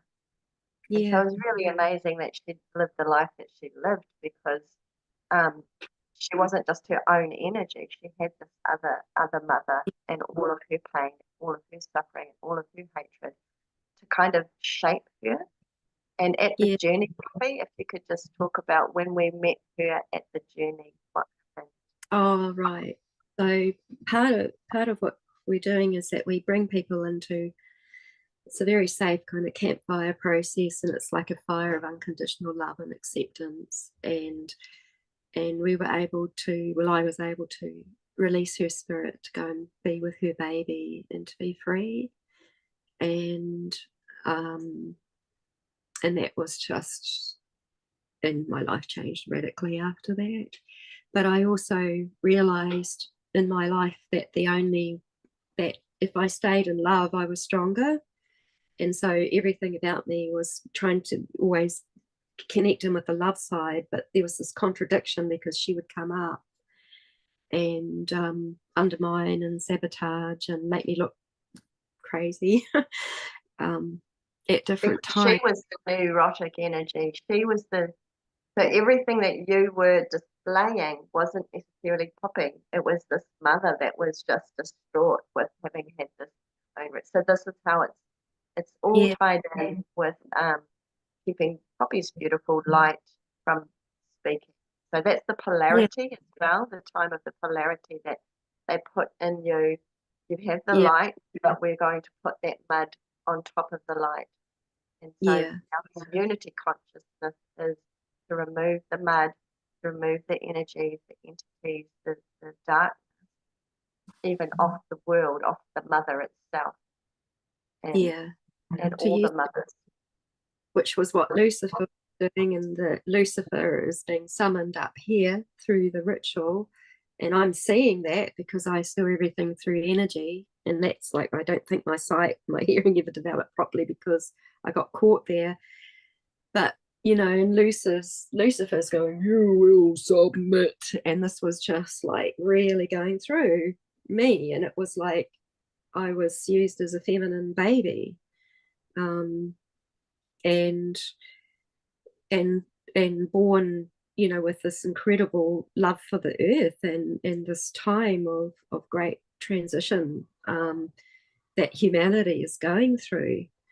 And there's all kinds of new age ideas out there. There's all kinds of things, but ultimately I think it's about us returning to our humanity and helping us to clear away all the trauma that created, because thoughts become things. And so if you create massive trauma in people, you get thought forms, they become entities, they create our consciousness.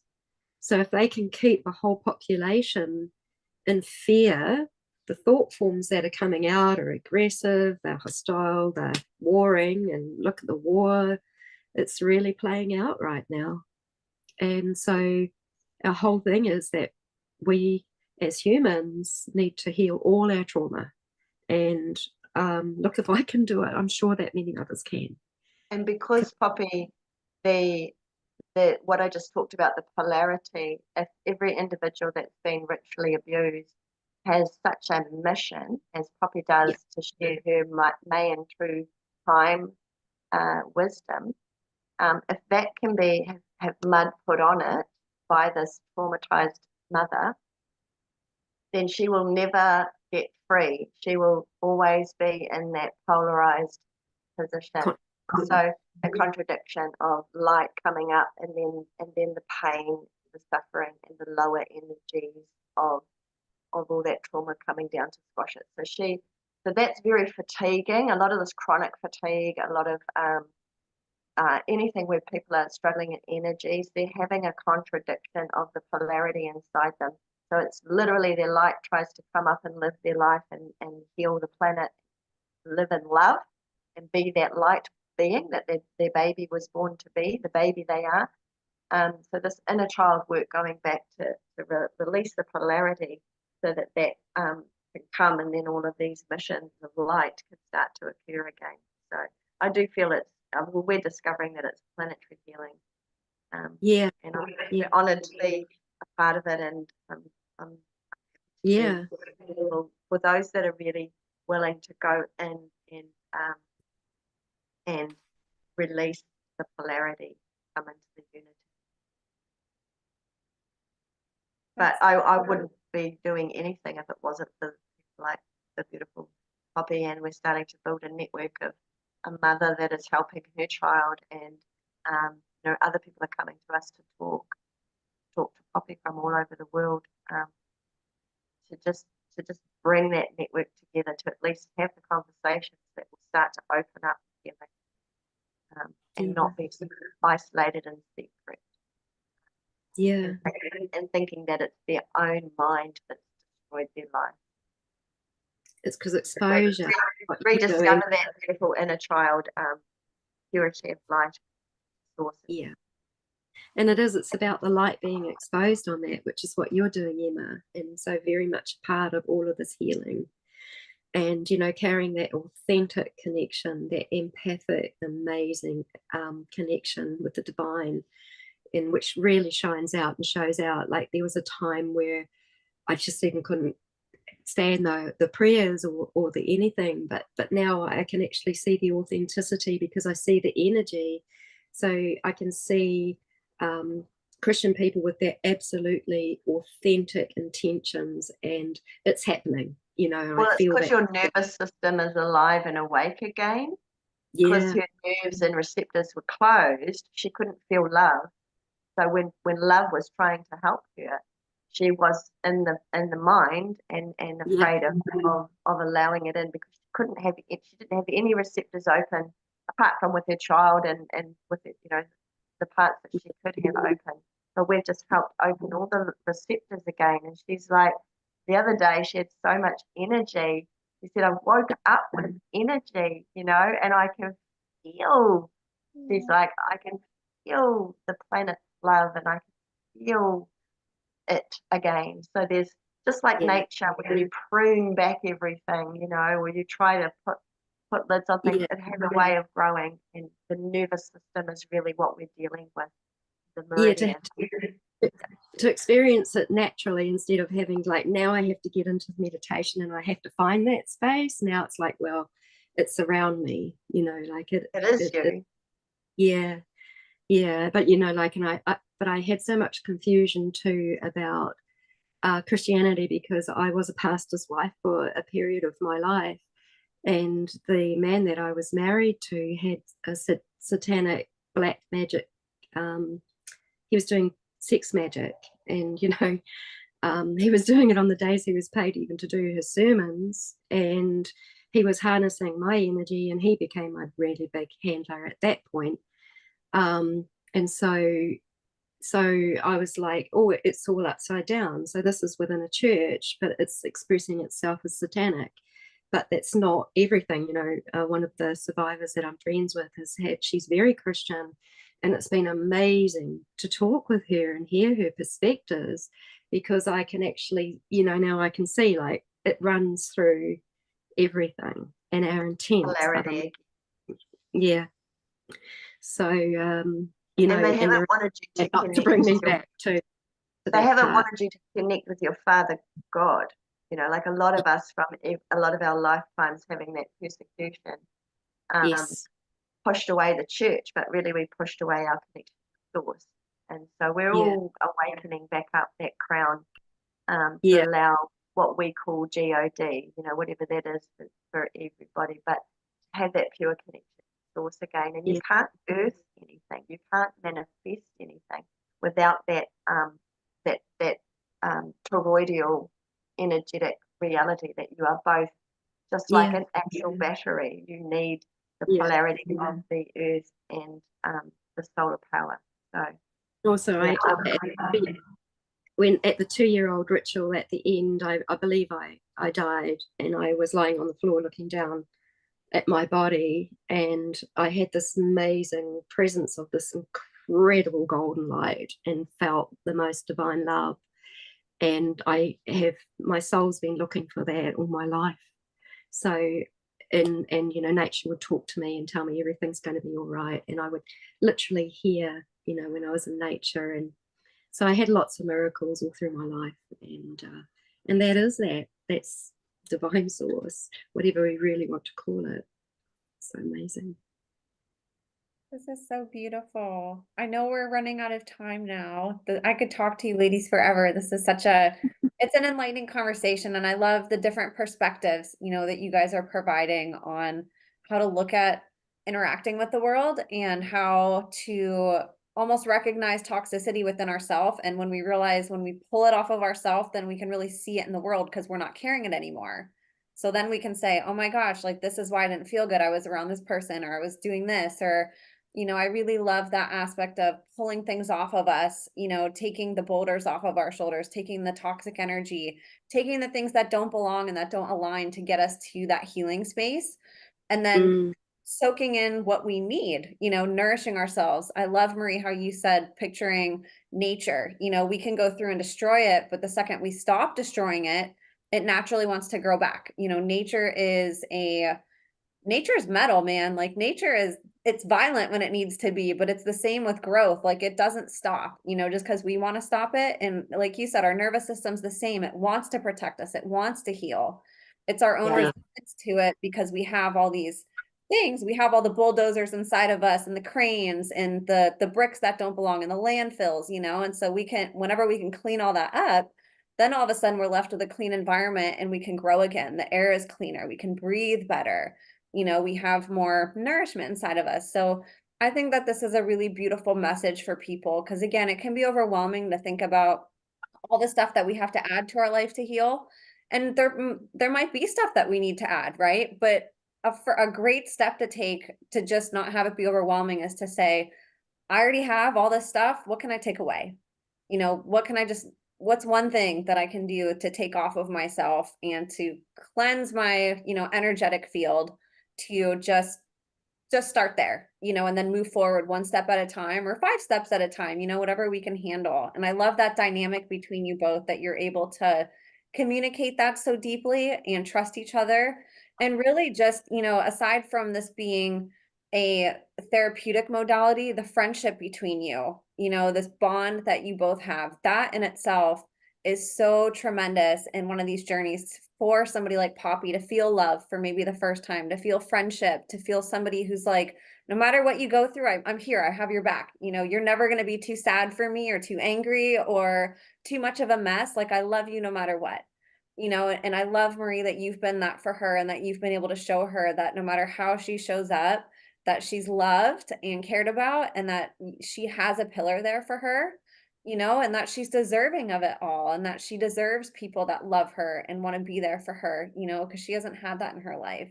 So thank you so much, Marie, for providing that. And Poppy, you are just to see you here smiling after all this horrible, horrific things that you have gone through. And I know you just told us, you know, 0.00000000001%, you know, of what you actually went through. And to see you here smiling today and to be able to stand in your convictions and talk and almost see a joy in you know, this like lightness that you can talk about this now. And it's not something that is destroying you. It's something that you can talk about with confidence and say, I overcame, you know, I'm here. I have a lot to live for. I have a message that needs heard and I still have life to live and I'm going to live it.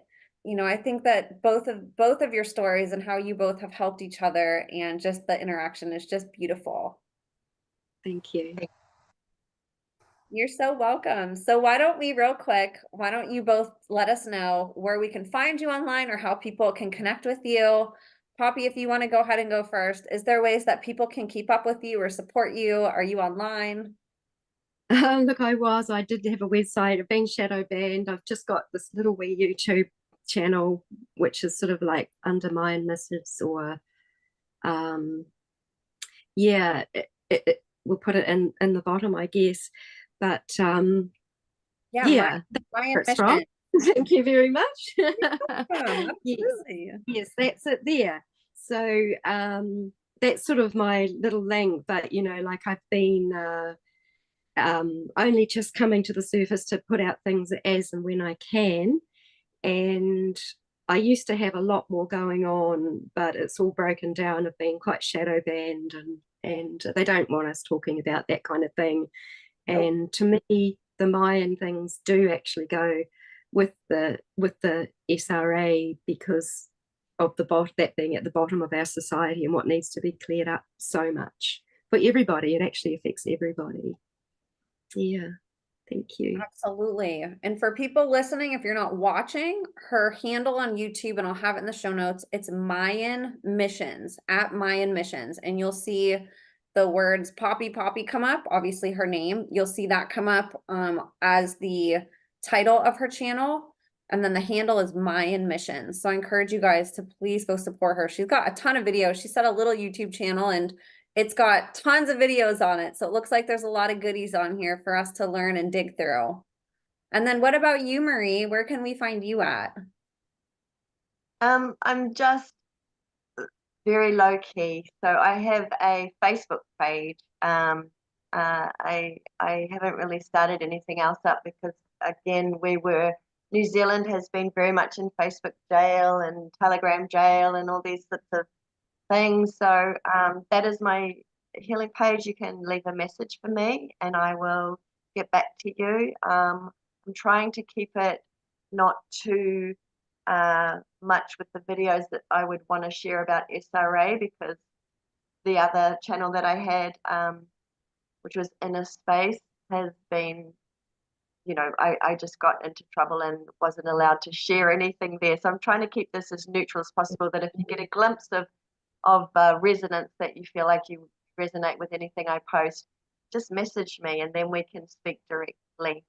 So I do have a little YouTube that I post a few videos on, but they're just under intuitive healing as well. There's just little tips of advice there, but again, I had to start again. So everything's all at the foundling stage, but Poppy and I definitely are creating a chat. We've been having weekly talks with this mother that is supporting her daughter that has been away on her OE and come back to New Zealand, but finding all the memories coming out. So we're committed, Poppy and I, into supporting survivors, not just here in New Zealand, but you know, as and when it suits us to chat with people. So my heart is open for this mission, and not everybody's ready to go to the depths that Poppy has gone. It really is an organic process. So just connect through that Facebook page and we can begin where you're at. And it works really well on Skype. I have the old-fashioned Skype, but messenger, chat, video, or a Zoom call. Amazing. Thank you for putting so much online. I love when I see, you know, you guys carry the weight of the world on your shoulders and you're still so giving with giving people free information and your time and your energy and your attentiveness if they reach out. I think that's really beautiful. And again, if you're listening on, say, Spotify or iTunes, Marie's Facebook page, you can type in intuitive healing, and I will actually have that in the show notes just in case there's, you know, more than one page that comes up, or if for some reason you can't find it, you can go ahead and click it in the show notes. And then her YouTube page is at Intuitive Healing Marie Freeman.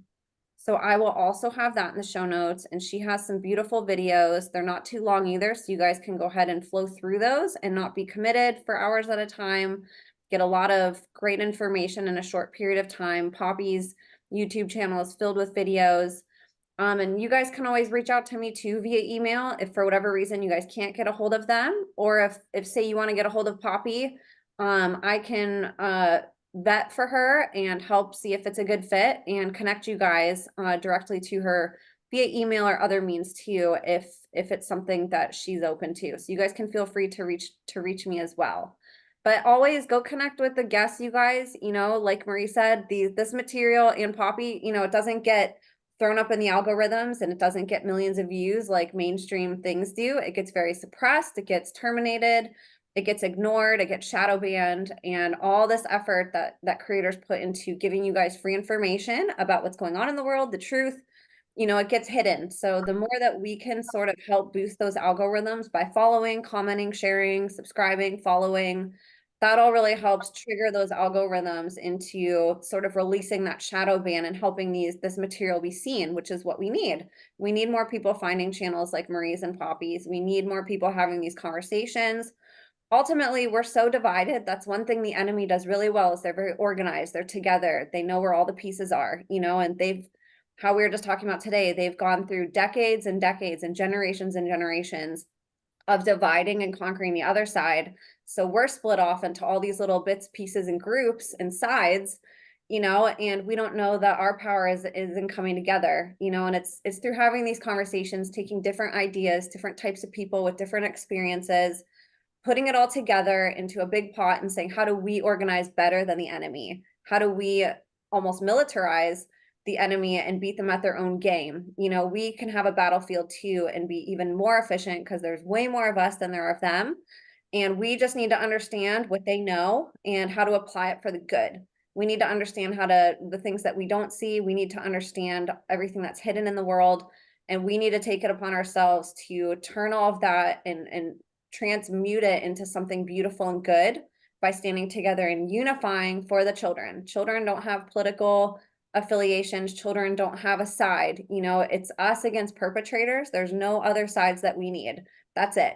You know, so that's what we need to come together for. And these two beautiful ladies are doing this amazingly, and they are here for you. They are here to, you know, battle the dark, shine a light on it, and they're both doing it in beautiful, miraculous ways. So please go support them, you guys. And thank you so much, Poppy and Marie, for coming on today.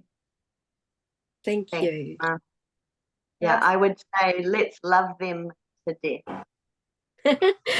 Yes, I love that. Yes. And so with that, you guys, please go connect with them. All the links that I just mentioned, they're in the show notes. All you got to do is just click. They light up on no matter what platform you're on. You don't have to copy paste it. Just go click and follow. It's super easy. Do the same with me. I always have my information in the show notes too. Connect with us on all platforms, support us. We never know where we're going to be today and who's going to lead us tomorrow. So just please support us. That way we can all stay together and stay unified despite all their efforts to suppress us and divide us. So you guys, God bless you. Thank you so much for tuning in, and we will see you next time.